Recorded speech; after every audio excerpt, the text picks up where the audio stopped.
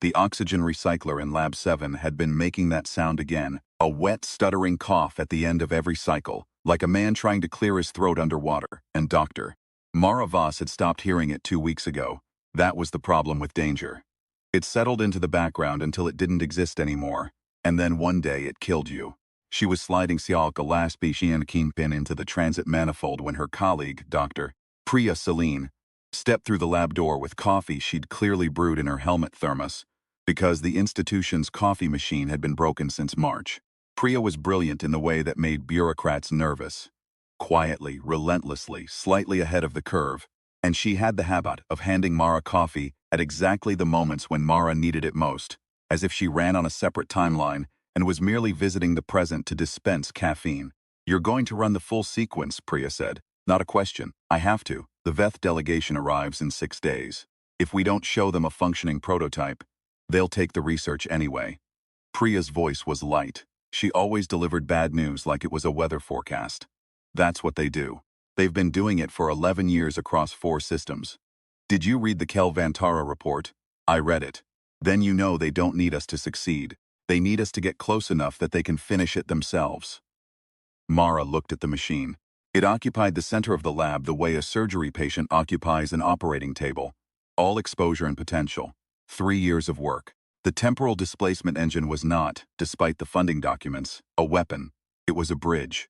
The idea had come to Mara at 3 in the morning above a legal pad covered in equations that she'd later described to her mother as the universe telling me to pay attention.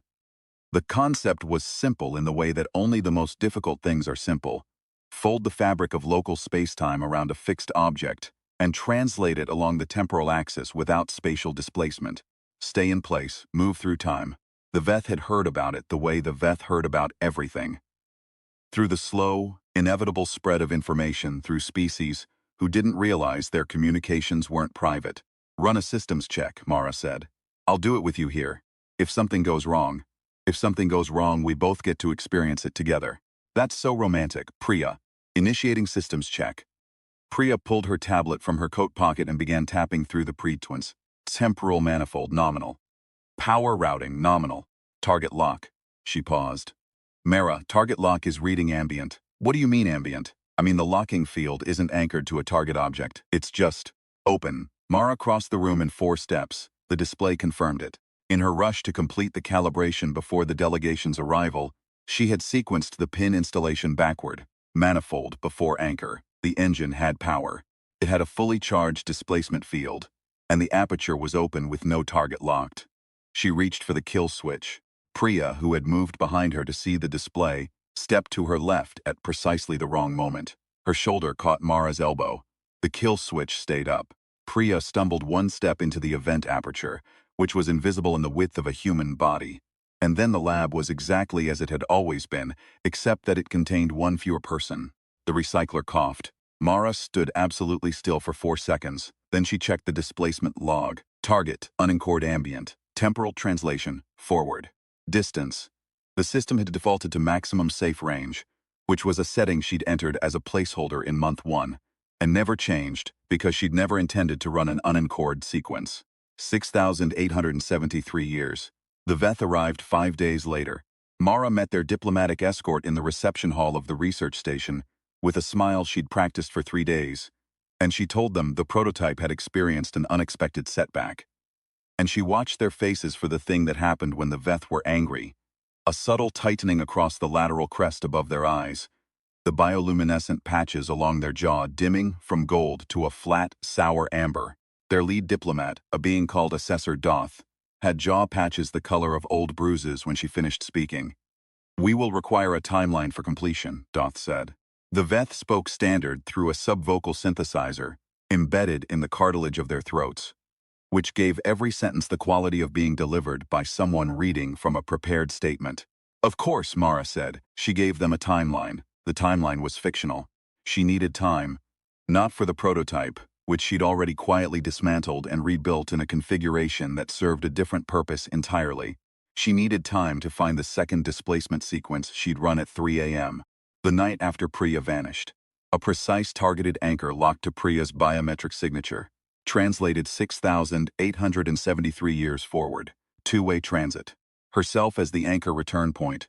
She needed time to run it. She ran it 6 days after the Veth arrived. The displacement felt the way she'd always theorized it would, which was to say it felt like nothing, and then it felt like everything had been nothing. And this was the first moment of something. The air arrived first, or rather she arrived in the air. Thin, cold, recycled in that particular flat way that suggested membrane filtration rather than biological scrubbing. She was in a corridor. The corridor was wide and hexagonal in cross-section. The walls composed of a gray ceramic material that had the hand-laid look of something built by beings who didn't experience time pressure. Or perhaps by beings who experienced so much time pressure that the idea of rushing had become philosophically alien. She also appeared to be in restraints, not physical restraints, a field. It pushed against her skin like a second gravity, not painful, but present in the way that water is present, surrounding, pervasive, reminding her of its authority.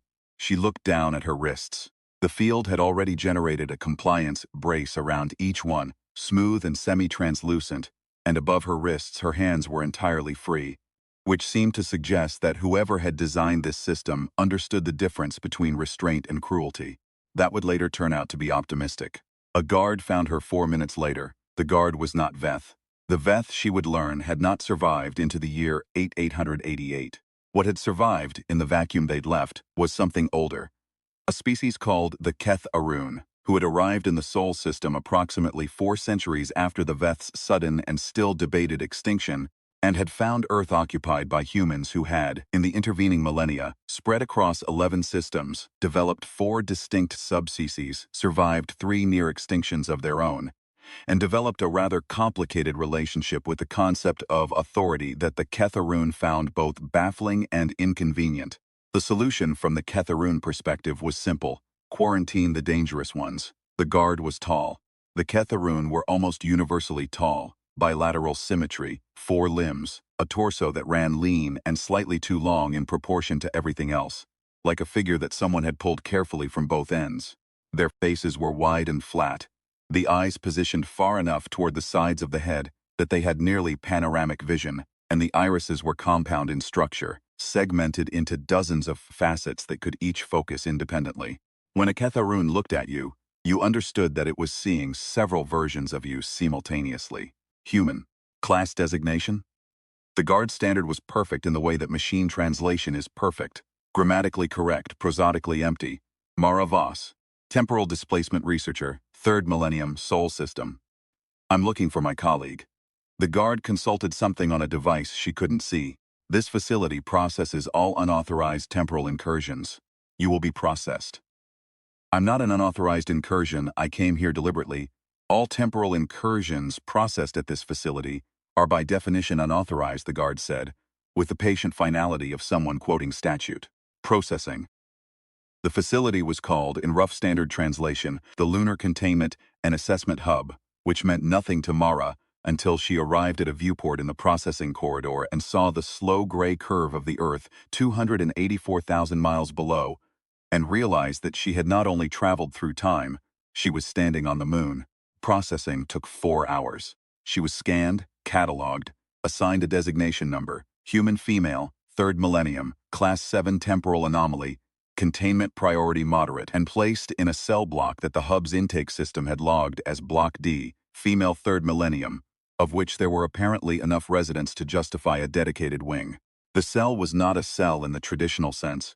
It was a room, small, yes, and with no door that she could open from the inside, yes, but it had a cot with actual padding, a sanitation alcove with real water pressure, and a viewport of its own through which she could see the Terminator line crawling across the Pacific Basin in long geological slow motion. She sat on the cot and thought about Priya, and about the biometric anchor still active in her temporal displacement engine 6,000 years in the past, and about how long she had before someone in her own time noticed the machine was running.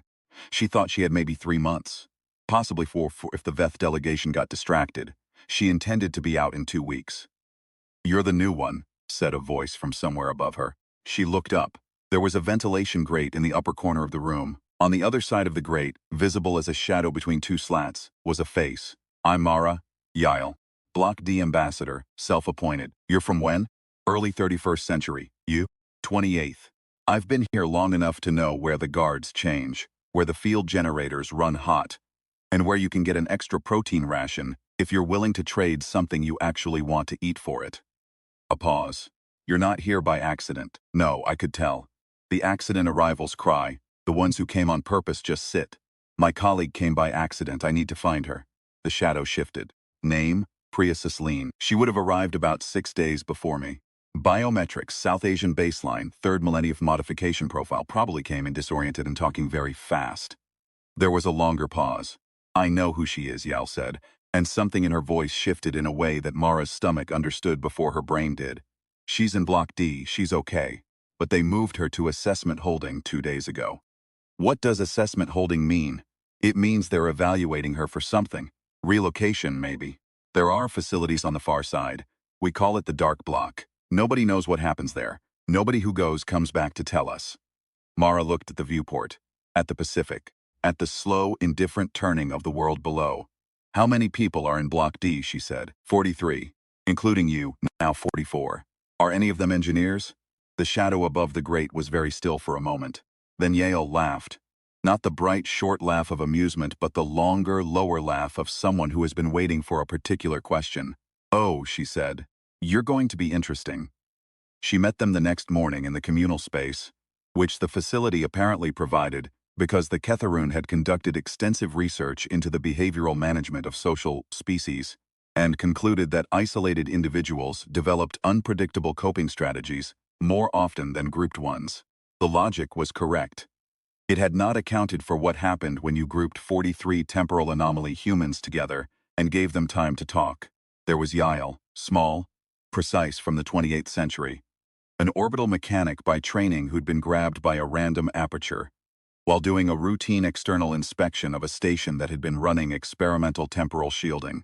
There was Bex, 25th century, an electrical systems technician who'd stepped through what she'd thought was a storage room door. There was Neka, 32nd century, who didn't explain how she'd arrived, but who, when Mara described the internal architecture of a Ketharun field generator as best she could from memory, drew a remarkably detailed schematic on the back of a meal wrapper. With a style she'd been hiding for 8 months, because she had suspected this conversation would eventually happen. Field generators are tidal, Naneka said, tracing the schematic. They're built to handle mass loads, right? So they calculate resistance based on density. If you could reduce your apparent density you'd slip the compliance brace, Bex finished. She was looking at the drawing like it was a meal. Not all the way out. Just enough to move freely inside the field without triggering the load sensors. And if the load sensors don't trigger, the guards don't get the alert. Mara looked at Yael. The guard rotation. How long is the gap on the sea-level processing corridor? 14 minutes, Yael said. Used to be 22, but they shortened it after the thing with Naneka and the meal cart. It was a reasonable attempt, Naneka said, without elaborating. 14 minutes.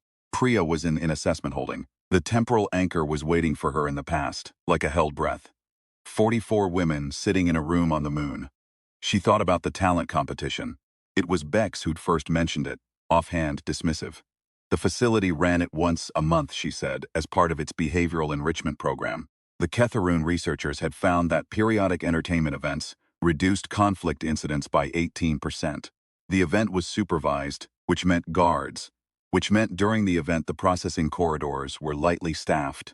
My talent is staring, said a woman named Cass who had not yet spoken, delivering this information with the absolute deadpan of a person who had given the matter genuine consideration. I can stare at something for 40 minutes without blinking. I tested it. What else can you do? Mara said. I can also do it while humming. Cass, said Yael, you're headlining. It took 6 days to build. Not the acts. Those came together in 2 days.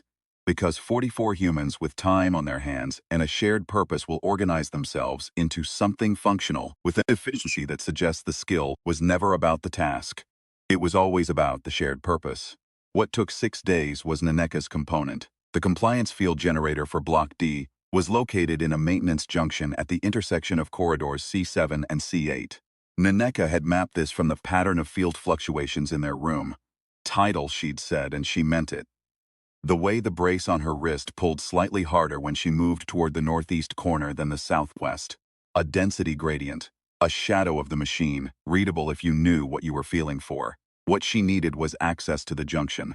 What she needed was a reason to be in Corridor C8 with a guard escort, and something in her hand that didn't look like what it was. The talent competition provided the first.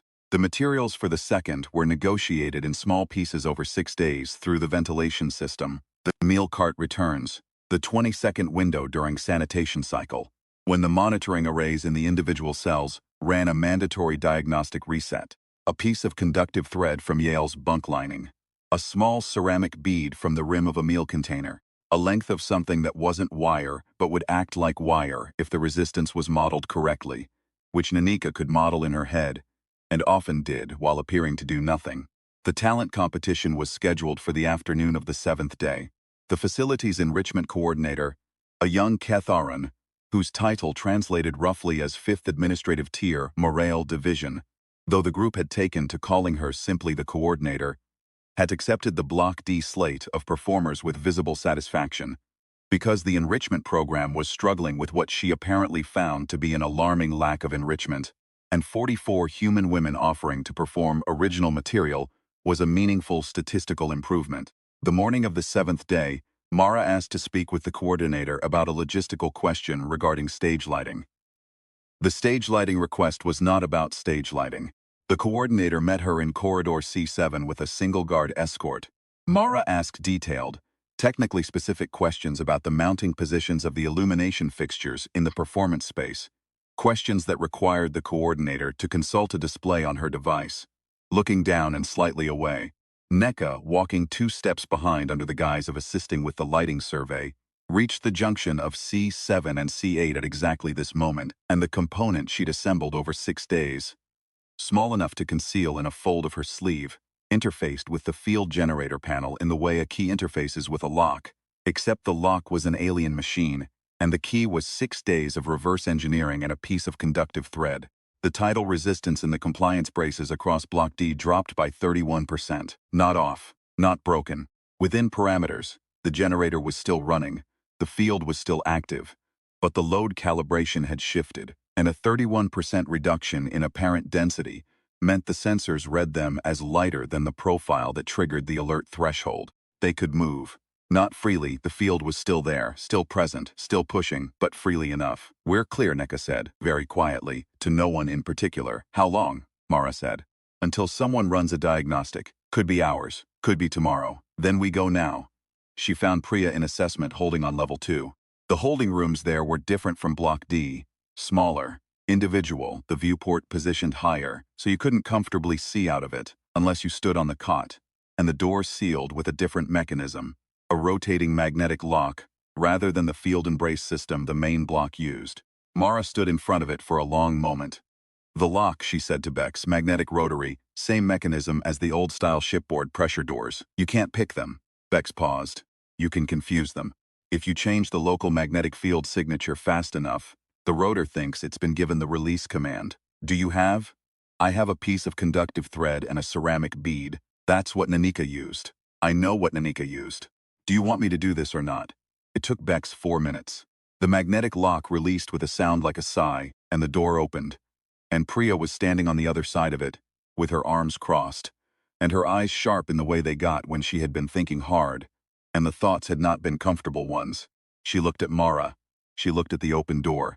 She looked at Bex, who was pocketing the piece of conductive thread with the matter-of-fact efficiency of someone putting away a tool. "You're 48 hours behind schedule," Priya said.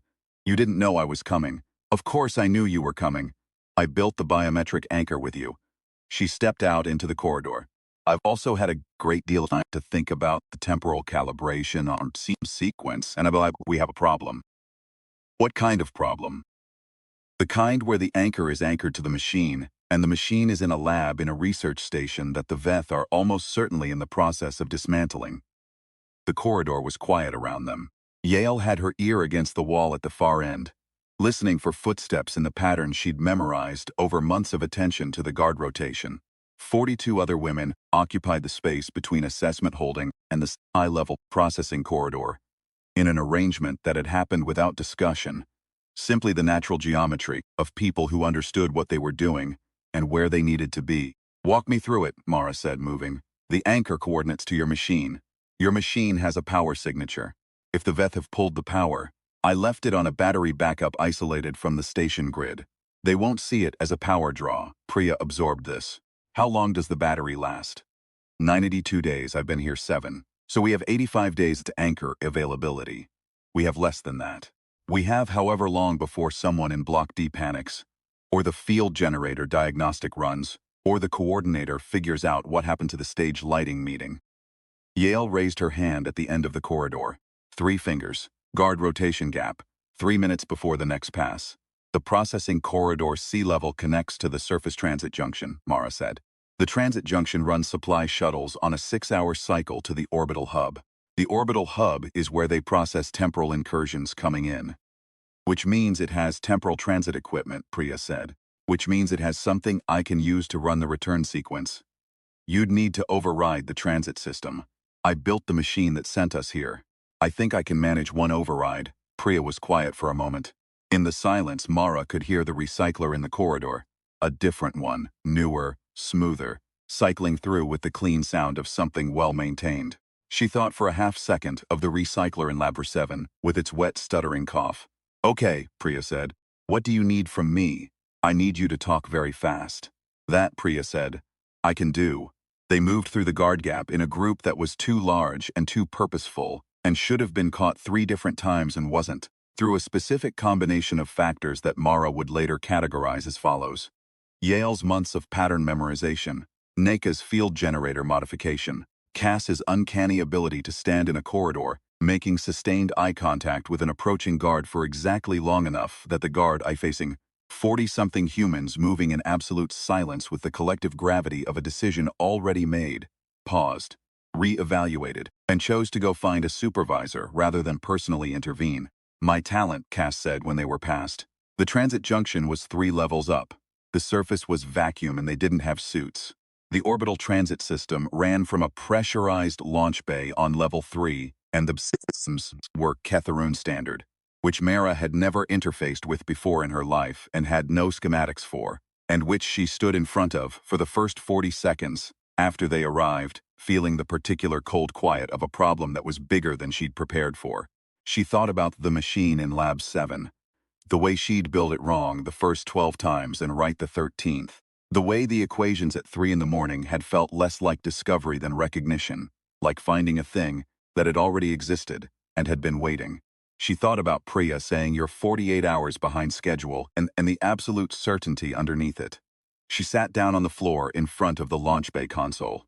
Priya, she said, talk to me about temporal transit harmonics. Priya sat down next to her.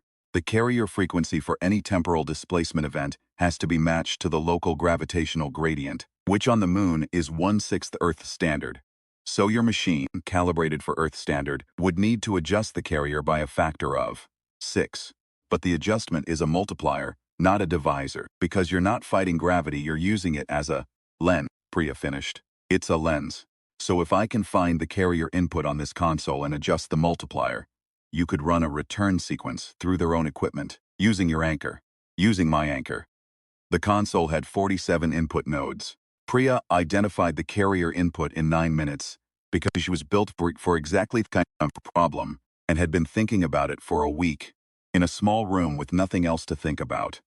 And because Mara knew her well enough to hand her the right questions in the right order, the input accepted a manual override with less resistance than expected, which suggested that enough in the long chain of Ketharun regulatory logic. No one had anticipated that a human from the 31st century would sit on the floor of a lunar launch bay and calmly recalibrate a temporal carrier frequency using a machine she'd never seen before. That was the oversight. That was always the oversight. The return aperture opened at 11:47 station time. It was the size of a doorway, slightly oval, emitting a light that wasn't quite any color Mara had a name for, something between the blue of a welding arc and the deep static of a sky before lightning. It made no sound. It was, she thought, very beautiful. 44, she said. Yale was already moving. 44. They went through in groups of 3 because the aperture was stable but not infinitely stable. And Priya was monitoring the carrier frequency on the console and calling adjustments to Mara, who was maintaining the anchor lock by hand, which was not how the machine was designed to be operated and required a degree of focused manual calibration that would have been impossible if Mara's hands weren't perfectly steady. which they were, because she had been working toward this specific moment for 7 days and had decided somewhere in the first hour of the first day that she was going to finish it. Bex went through with the 9th group. NECA went through with the 14th. Cass went through last, before Mara, because Mara and Priya had agreed on the order, and Cass had looked at them both with the level, sustained eye contact that was apparently her primary means of communication, and then gone through without a word. "You next," Mara said. "You're maintaining the anchor lock," Priya said. "It's stable enough for 30 seconds unsupported." "You don't know that, I know what I built." Priya looked at her. In the oval light of the aperture, her face was the face of someone running the odds and finding them acceptable. She went through. Mara let the anchor sustain itself for 22 seconds, which was less than 30 because she didn't need 30. She'd known what she built. She stepped through. Lap 7 arrived around her like a gasp. The recycler coughed. The calibration pins were where she'd left them.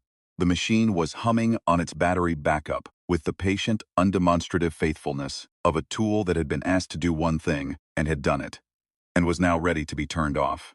She turned it off.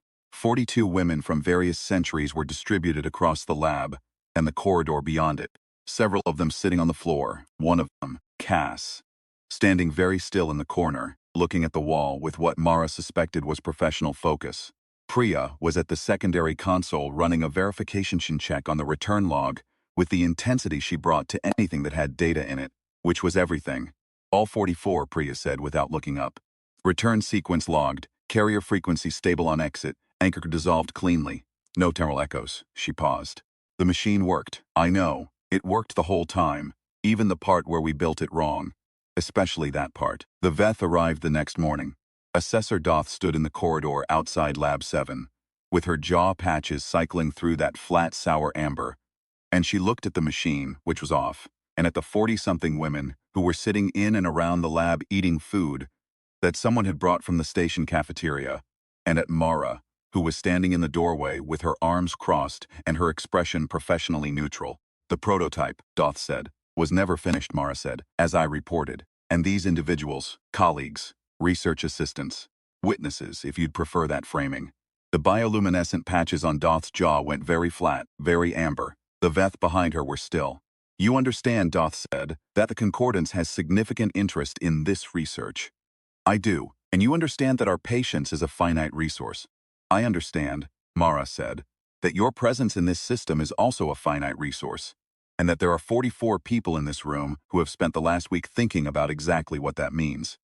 She let that sit for a moment. "The machine doesn't work. I've determined that the core principle is theoretically sound but practically unachievable with current technology. I'll be filing a full report. You're welcome to review it." It was a lie. The machine worked perfectly. She had, in the last 8 hours, quietly moved the most critical components to a location she had not written down anywhere, and would not write down anywhere. And the schematic existed only in the minds of 3 people who had spent a week on the moon, learning what it meant to be trusted with something that mattered. Assessor Doth looked at her for a long time. The compound facets of Ketharoon eyes could each focus independently. Mara knew now she'd had a week on the moon to study them. Doth was looking at her with all of them. "We will review your report," Doth said finally. She left. The corridor was quiet. Priya appeared at Mara's shoulder. "That was very convincing. I've had practice lying to aliens. 6,000 years of practice, give or take." Priya paused. "What do we do with 42 people from the wrong century?" "We figure it out. Yale knows orbital mechanics. Bex knows electrical systems. NECA can reverse engineer for anything she's been within 10 feet of." Mara looked at the machine, at the off status light, at the battery backup indicator glowing its steady, patient green. "I think we have more than enough people to figure it out." From the corner without turning, Cass said, "I'm not going back. My timeline was boring." Nobody argued with her. The recycler coughed. Mara went to fix it.